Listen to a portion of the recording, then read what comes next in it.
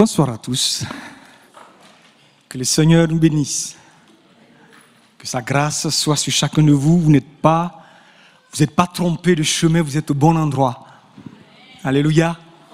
Et tout à l'heure, je disais bonsoir à une jeune dame qui est rentrée juste là. Elle dit, je viens voir. Eh bien, Dieu t'a conduit ici, Aurore. Et il a quelque chose pour toi. Amen. Et je vais tout de suite te dire ce que Dieu a pour toi. Pourquoi tu es en ce lieu ce soir. Nous allons ouvrir nos Bibles et lire un passage assez simple. C'est dans le livre de Romains, une lettre que l'apôtre Paul écrit à des personnes à Rome, donc aux Romains. Il est écrit ici au verset 16 et 17, « Car je n'ai pas honte de l'évangile, c'est une puissance de Dieu pour le salut de quiconque croit, du juif premièrement, puis du grec. En effet, la justice de Dieu s'y révèle par la foi et pour la foi, selon qu'il est écrit, le juste vivra par la foi. » Alléluia. Nous sommes ici parce que, effectivement, nous n'avons point honte de l'évangile. C'est une puissance de Dieu pour celui qui croit. L'évangile, c'est quelque chose d'extraordinaire, c'est ce que nous venons de chanter. En fait, dans tout ce que nous avons chanté, ça résume l'évangile, ce que je vais essayer de partager avec vous ce soir. C'est l'évangile, la bonne nouvelle. Alléluia. Nous ne sommes pas ici rassemblés comme il y a plusieurs rassemblements dans ce monde, dans divers lieux de notre planète et dans notre pays et peut-être même dans cette ville où les gens se rassemblent pour en fait discuter et parler de certaines théories de ce monde, des spéculations, des idées en fait qui finalement vont prendre fin, qui sont temporaires. Nous ne sommes pas ici en fait pour discuter des choses, de plusieurs choses peut-être qui nous ont passionnés, que nous aimons, auxquelles nous sommes attachés, un bon match de football, une expérience de jeu extraordinaire, un nouveau jeu vidéo qui vient de sortir, ou en fait un nouveau film qui vient de sortir et on se rassemble, il y a des clubs, il y a des rassemblements, il y a des personnes qui se retrouvent et on discute. Quoique de moins en moins on se retrouve maintenant puisque tout se fait maintenant sur Internet. Il y a des personnes qui ont des millions d'amis sur Internet qui ne connaissent pas, qui n'ont jamais vu. L'évangile que nous voulons partager avec vous, en fait, ce n'est pas de la psychanalyse. En fait, ce n'est pas comme on essaie de faire des investigations, des recherches, des processus, trouver un peu des processus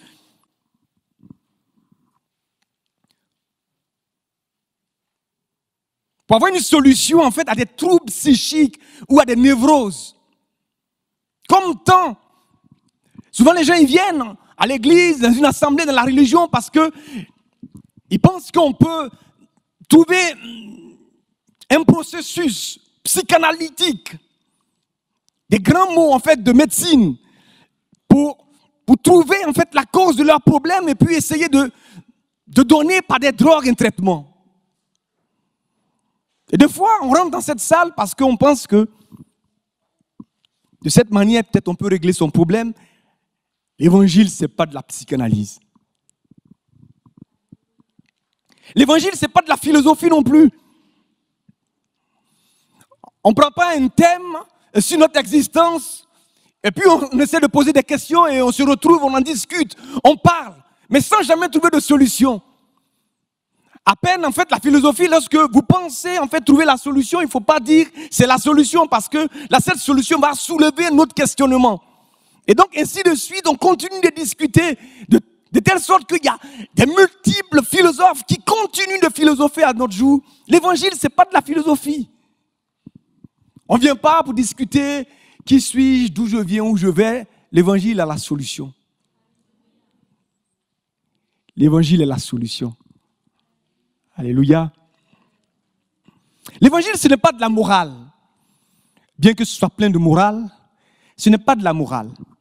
On ne vient pas te dire, parle comme ça, assis-toi comme ça à table, mange de telle manière, bouge comme ça, tu voles pas, ne tue pas, ne cherche pas la femme de ton voisin, dis bonjour aux aînés, sois respectueux. Dans le métro, lève-toi, fais asseoir la personne la plus faible, tout ça. Un peu d'éducation civique, de la morale. Ce n'est pas ça l'évangile. Alléluia. L'évangile, ce n'est pas de la religion. Alors c'est important d'insister là-dessus parce que, effectivement, on confond l'évangile avec la religion. J'ai plusieurs fois invité des personnes à venir écouter, partager l'évangile. Elles m'ont dit, oh, c'est bon, je suis fatigué avec la religion. Parce que la religion leur a laissé un mauvais souvenir. Ils trouvent que c'est de l'exploitation, en fait. Il y a un certain philosophe, justement, quand on parle de philosophie, qui dit que la religion est l'opium du peuple. Et quelquefois, des chrétiens disent, non, ils s'opposent. Mais c'est vrai, c'est comme un opium. Moi, je dis, c'est la vaccination. J'aime utiliser des termes, effectivement, médicaux, parce que je suis un peu habitué. La religion, c'est ça, c'est la vaccination. La vaccination, c'est quand vous prenez un virus qui est très virulent, en fait, qui est très grave, qui vous crée de la maladie et qui entraîne des milliers de morts, des millions de morts. On réussit à prendre ce virus et on le dénature, on l'affaiblit. Soit on le tue, soit on ne le tue pas, mais on enlève sa capacité de détruire et on vous l'injecte. En fait, quand vous faites toute vaccination, c'est juste ça. Et le corps qui a tendance à réagir à des corps étrangers, à des virus, tout ça, le corps va se liguer, former comme des anticorps pour attaquer le virus. Mais en fait, le virus, il n'est pas grave, il n'est pas mortel. Et à un certain moment, en fait, le corps est habitué à fabriquer tout ce qu'il faut pour lutter contre la maladie. Et donc, le jour où vous êtes face à la vraie maladie, au vrai virus, eh bien, ça ne vous fait rien. Et c'est que la religion a réussi donc à immuniser certaines personnes de telle sorte que quand on commence, on veut partager l'évangile, ils sont déjà réfractaires, ils sont comme immunisés, ils ne veulent pas entendre. Ils ne veulent pas comprendre, ils ne veulent pas disposer de temps.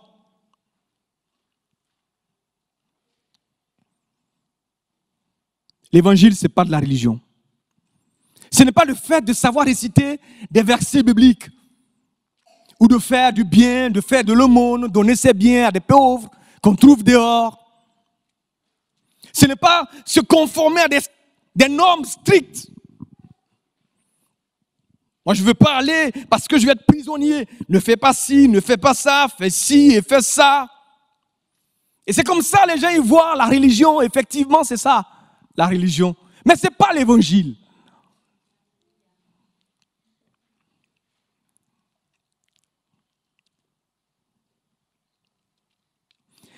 Nous venons de dire, l'évangile, c'est une puissance de Dieu.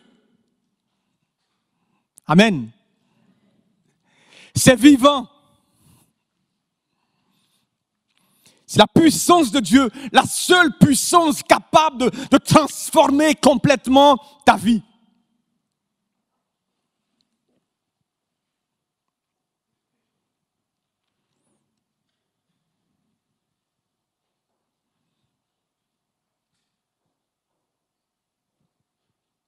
Aujourd'hui, nous avons des technologies hyper sophistiquées. Chaque jour, on découvre quelque chose dans plusieurs domaines. L'homme a réussi à s'élever, on envoie des ondes très loin, mais très très loin de la Terre. On dépasse Mars, on commence à explorer d'autres univers. On réussit à poser des ondes sur des astéroïdes. Et le monde entier s'exclame, attend de voir les résultats. Mais autant cette technologie, en fait, de l'homme a avancé dans la science, dans plusieurs domaines, autant, en fait, les technologies pour détruire aussi l'homme augmentent et avancent. Pendant que nous sommes en train de parler, il suffit que 2 personnes appuient aujourd'hui sur des boutons chez eux à la maison, que notre monde va être complètement détruit.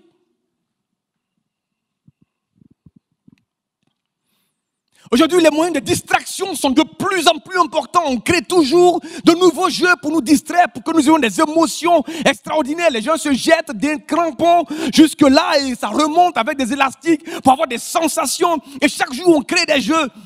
Vous ouvrez votre boîte mail, il y a un nouveau jeu qui est là et oh, c'est le meilleur jeu, tout le monde est addict. On cherche de plus en plus de distractions. Des grands films qui peuvent nous entraîner, nous évader, mais le cœur de l'homme reste aussi mauvais et meurtri.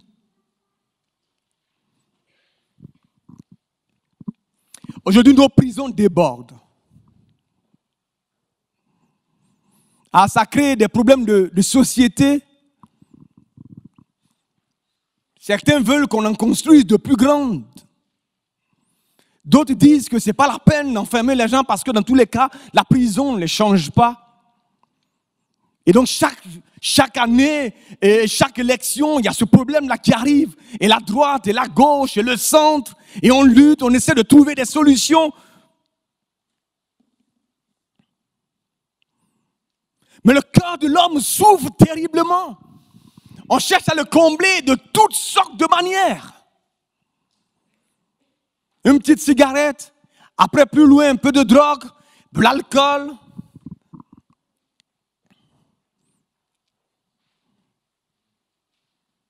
La drogue, ça fait des millions d'adeptes, de liens, de personnes attachées, englouties. On pense par exemple des conquêtes au niveau peut-être sentimental. On a des copines et des copines, des copains et des copains, des maris et des femmes. Mais ça ne change pas, le cœur est toujours aussi meurtri. C'est difficile. Le cœur de l'homme est un abîme d'insatisfaction. Vous y mettrez et vous mettez tout ce que vous pouvez avoir. Il est toujours vide. Il n'est jamais, jamais satisfait. Et c'est là que je vous parle de l'Évangile. C'est une puissance de Dieu. C'est la puissance de Dieu pour vous sauver. C'est la puissance de Dieu pour vous transformer. C'est la puissance de Dieu pour œuvrer en vous, pour vous libérer. Il n'y a pas d'autre solution. Ce n'est pas une politique quelconque pour notre société qui va combler ton cœur. C'est l'Évangile. La parole de Dieu. C'est une puissance. Alléluia. La Bible dit, le cœur de l'homme est tortueux par-dessus tout, qui peut le connaître? Il dit quelque part autre dans la Bible, c'est du dédain, c'est du cœur de l'homme que sortent les mauvaises pensées, les adultères, les impudicités, les meurtres, les vols, les cupidités, les méchancetés, la fraude, le dérèglement, le regard envieux, la calomnie, l'orgueil, la folie. Toutes ces choses viennent du dédain du cœur de l'homme. Et ce n'est pas tout ce qu'on va fabriquer à l'extérieur qui pourra le combler. En fait, le problème de l'homme, c'est le péché.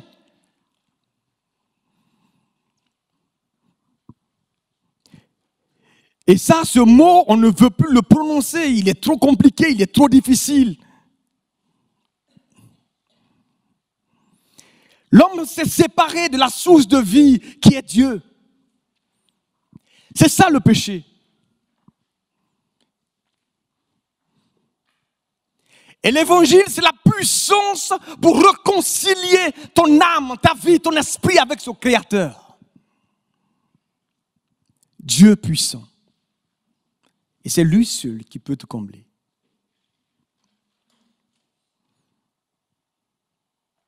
La Bible dit, si quelqu'un est en Christ, il est une nouvelle création. Amen. Voilà ce que nous prêchons. Alléluia. Lorsque le frère est venu, il a cherché. Il s'est trouvé une bonne religion. Et puis il n'était pas satisfait, son cœur était toujours vide et il a crié, il voulait quelque chose. Et c'est ton cas ce soir. Tu cherches, tu cries, tu n'es pas en paix, tu n'as pas la joie, tu n'as pas la tranquillité, tu te sens seul. Tu es dans un état dépressif, tu te demandes pourquoi tu vis. J'étais juste là avec un jeune homme. Il me posait la question, mais est-ce qu'on a le droit de mettre fin à sa vie? Parce que c'est les idées comme ça qui me traversent l'esprit. Et peut-être que tu as les mêmes idées ce soir. Ton cœur est vide. Tu n'arrives pas à le combler. Viens à Jésus. Voilà la parole que nous prêchons. Amen. On n'a pas de mots mystiques, mystérieux, des formules magiques qu'on prononce aux gens. Souvent, les gens nous mettent ces étiquettes. Amen. Crois en Christ Jésus. Voilà l'évangile. Et tu seras sauvé. Parce que la Bible dit que Dieu t'a tant aimé qu'il a fait venir Jésus pour payer ton prix, mourir à ta place, prendre ton malheur, prendre ta souffrance, prendre ta solitude, prendre ta dépression, prendre tes angoisses, prendre ta mort, prendre tes ténèbres. Il est mort avec, afin que si tu crois, tu vives. Voilà l'évangile. C'est ce que nous partageons, c'est ce que nous prêchons. C'est pourquoi c'est une puissance, mais de Dieu. Ce n'est pas nous, notre puissance. Nous ne sommes rien. Moi, j'y ai cru. Amen. Et j'ai été libéré. Ma vie a changé. C'est pourquoi je vous parle avec tant d'assurance. Alléluia. Et ça ne coûte rien. C'est gratuit. Tu es rentré gratuit, tu sors gratuit, ta vie est changée. Si tu crois. C'est simple. Alléluia. Et c'est ce que nous partageons. L'évangile, c'est une puissance de Dieu pour le salut. Celui qui croit. Ça n'a aucun effet si tu ne crois pas. Si tu n'ouvres pas ton cœur. Si tu ne gémis pas, tu ne demandes pas à Dieu. Parce que c'est une puissance de Dieu. Et c'est lui qui va intervenir dans ton cœur ce soir. Tu dis, Seigneur, j'ai besoin de toi. Change ma vie comme notre frère qui était chez lui et qui a crié, je veux savoir qui tu es, je veux te connaître. Ma vie est une misère.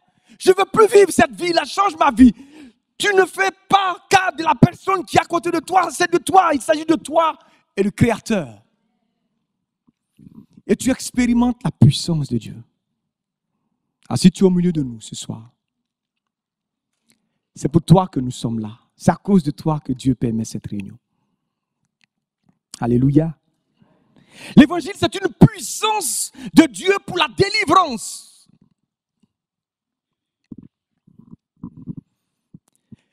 Quand tu crois à l'évangile, Dieu te libère. Il te délivre. Si tu crois de tout ton cœur, si tu dis Seigneur, viens me libérer, viens me délivrer, il le fait. C'est en cela que c'est une puissance de Dieu.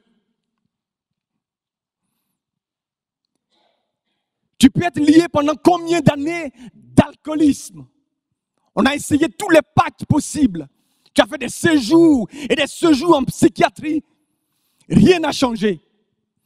Ça l'aide d'aller un moment, mais lorsque tu traverses une petite épreuve, tu replonges.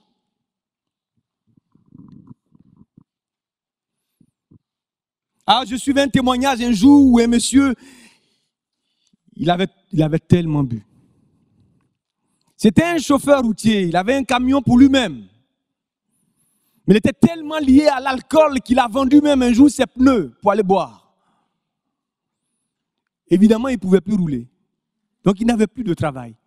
Il avait une femme et des enfants. Il a quitté sa maison. Jusqu'à ce qu'un jour, il rencontre Jésus. On a un frère qui est dans cette salle. Je sais que son épouse nous appelait une fois à 2 heures du matin pour dire « Je n'en peux plus. Je suis épuisé, fatigué. Je ne sais pas où il est, mon mari. Chaque week-end, je peur, je tremble. Et je vais le chercher. Quelquefois, je le retrouve pas loin de la maison dans un caniveau. Complètement ivre. Je n'en peux plus, je ne tiens plus. Aidez-moi. » Et nous avons crié à Dieu, Seigneur, agis, touche cet homme, change-le. Le jour où il a donné son cœur à Jésus, le même jour où il a été complètement libéré. C'est une nouvelle personne. J'essaie de regarder s'il est là, mais je ne le vois pas. Son épouse a perdu son père, et donc il traverse un petit moment, mais sa vie a changé. Alléluia.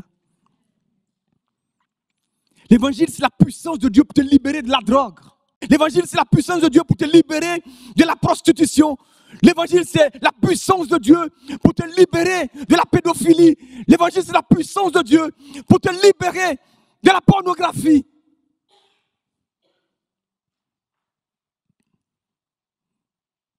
Et c'est ce que nous prêchons. Et plusieurs personnes au milieu de nous peuvent rendre témoignage de cela. Alors, j'avais rencontré un jeune homme ici qui n'arrivait pas à travailler, qui avait juste un peu de revenus. Et puis, il était comme conduit par une force extérieure, juste à côté du canal. Il avait le peu qu'on lui donnait à peine, en fait. On lui donnait le petit revenu du RSA, qu'il allait juste au bord du canal le remettre à une prostituée. Et il était misérable. Il est venu pleurer ici, je n'en peux plus. L'évangile, c'est la puissance de Dieu pour te libérer de la fornication. Il y a des personnes qui cherchent tellement la gloire, qui veulent tellement de richesses, qui vont rentrer dans des clubs occultes et signer des pactes. Et tu te retrouves enchaîné, attaché dans le mysticisme. Et souvent on te dit, si jamais tu sors de là, eh bien tu mourras. N'aie pas peur. L'évangile, c'est la puissance de Dieu pour te libérer de tous les pactes. Parce que Jésus-Christ a versé son sang pour toi. La Bible dit qu'il est mort à la croix pour te libérer. Il a pris tout ton fardeau, il a pris tes difficultés, tes problèmes. La Bible dit, si le Christ vous a franchi, vous serez réellement libre. Alléluia. Voilà pourquoi nous sommes ici. L'évangile, c'est une puissance de Dieu. C'est une puissance de Dieu parce que l'évangile renferme le pouvoir de guérison.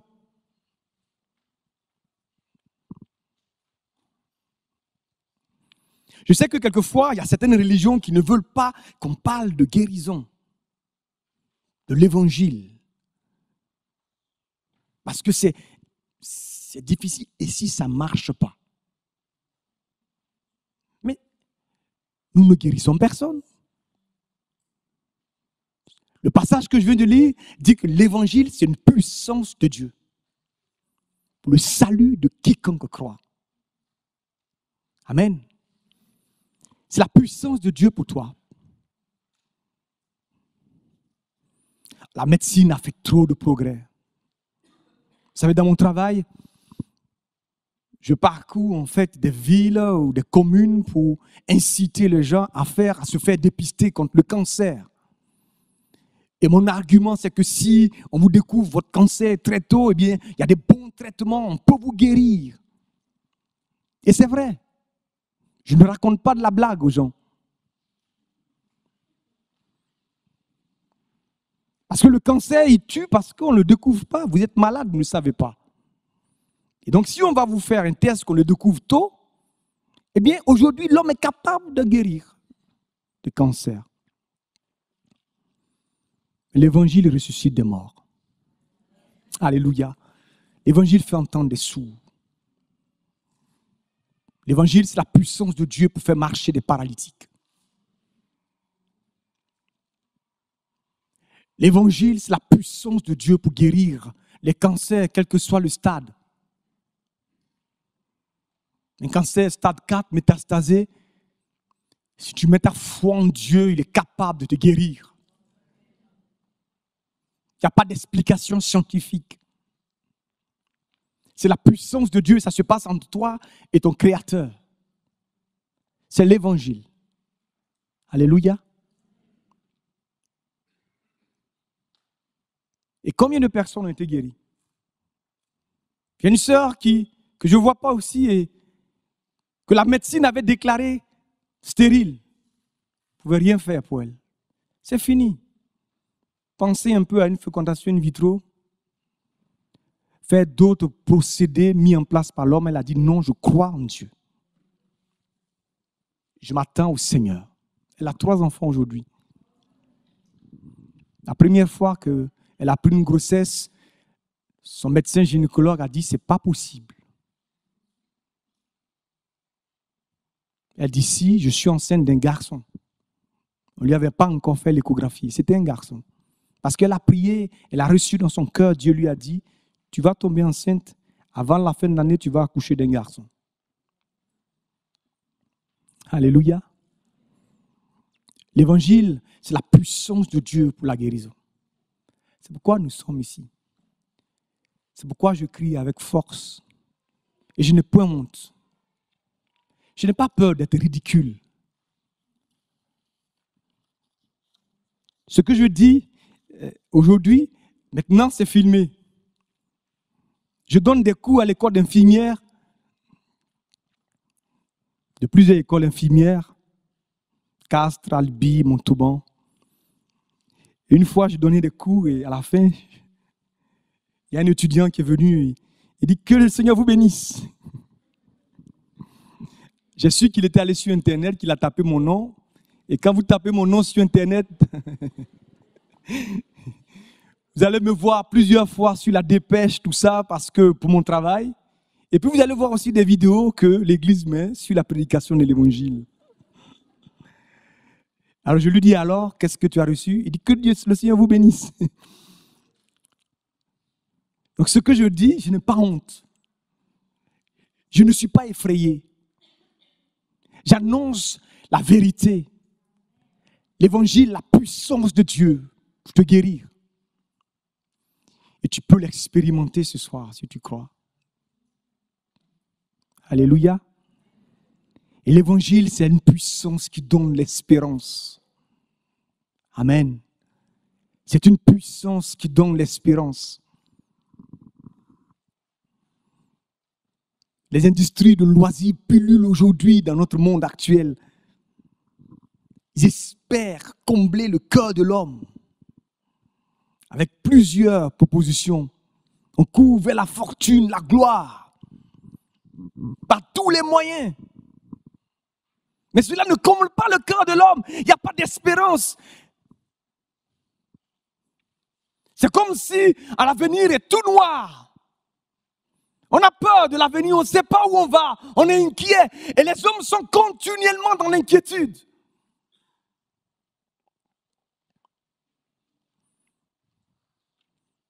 Et pour combler cela, on veut être connu, on veut avoir une renommée, on veut être reconnu. C'est pourquoi les émissions de télé-réalité marchent tellement. On veut du jour au lendemain sortir de l'anonymat, être connu. Et peut-être que ça va nous donner un certain espoir pour la vie.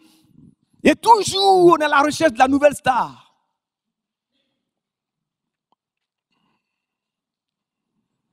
On se marie de moins en moins, on n'y croit plus, il n'y a aucune fidélité, on divorce de plus en plus, c'est un chaos total, tout est sombre, dans notre avenir, tout est incertain.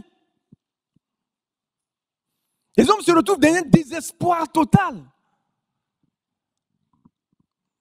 Et ça va de mal en pis. Il n'y a aucune espérance à l'avenir. Et c'est pourquoi on a des taux de dépression importants, énormes. Des taux de suicide qui font froid dans le dos. Comment on peut mettre ainsi fin à sa vie? Et quelquefois, on pense que c'est des malheureux, des personnes qui n'ont pas de travail, qui ont des problèmes à manger, qui sont désespérés, qui mettent fin à la vie. Mais non, mais dans toutes les couches sociales, à tout âge presque. Sauf les enfants, peut-être qui ne savent pas encore un peu dans l'innocence.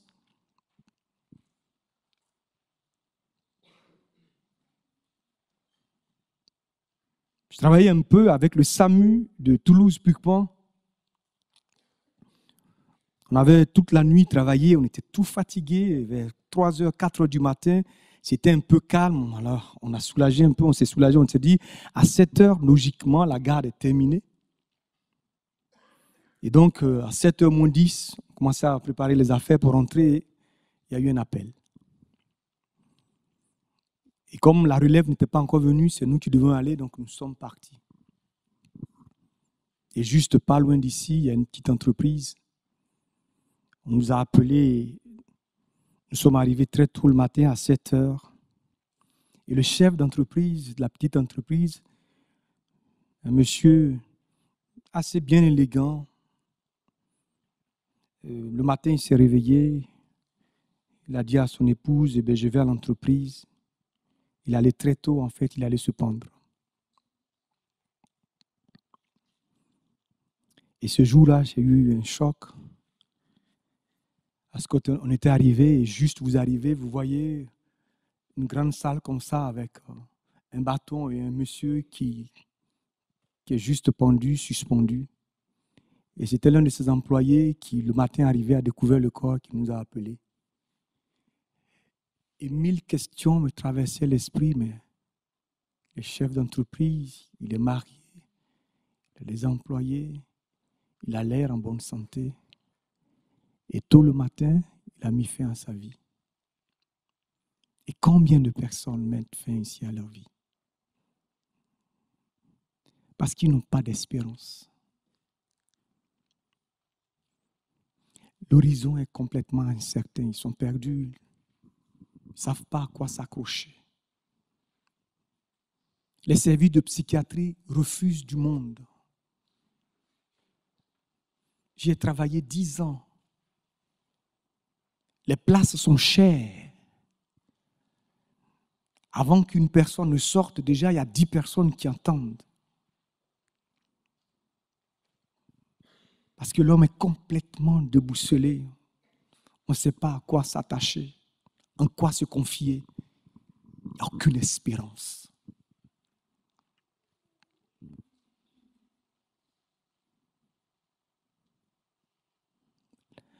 L'Évangile dit à tous ceux qui ont reçu Jésus, à ceux qui croient en son nom, il donne le pouvoir de devenir enfant de Dieu. Ce que je veux partager avec vous ce soir, c'est que vous devenez enfant de Dieu. Et l'espérance est en vous. Amen. La vie de Dieu vous remplit. La joie de Dieu vous inonde. La paix de Dieu vient combler votre cœur. Vous êtes dans la joie alors que vous ne travaillez pas. Vous êtes heureux alors que vous n'avez pas joué au loto. Vous sautez de joie seul dans la rue, on pense que vous êtes un peu dérangé. Mais oui, vous êtes fou pour l'évangile. Parce que vous êtes enfant de Dieu. Parce que Dieu vous a transformé. Vous êtes passé de quelqu'un perdu, égaré, lié, malade, enchaîné, désorienté, perdu, à fils de Dieu, fille de Dieu. La paix vous remplit et c'est ce que nous prêchons ce soir. C'est que la paix de Dieu remplit votre cœur. Vous êtes débordant de joie. Vous êtes débordant de paix. Vous êtes débordant de vie. La Bible dit que si tu crois en Jésus-Christ, eh bien sa vie vient en toi comme une source d'eau vive va jaillir de ton sein. Tu vas communiquer la vie aux autres. Tu ne sais pas, l'enfant de Dieu ne sait pas ce que c'est que le stress. Parce que Dieu le remplit. Il n'y a plus d'insomnie. La Bible dit, aussitôt couché, tu dors.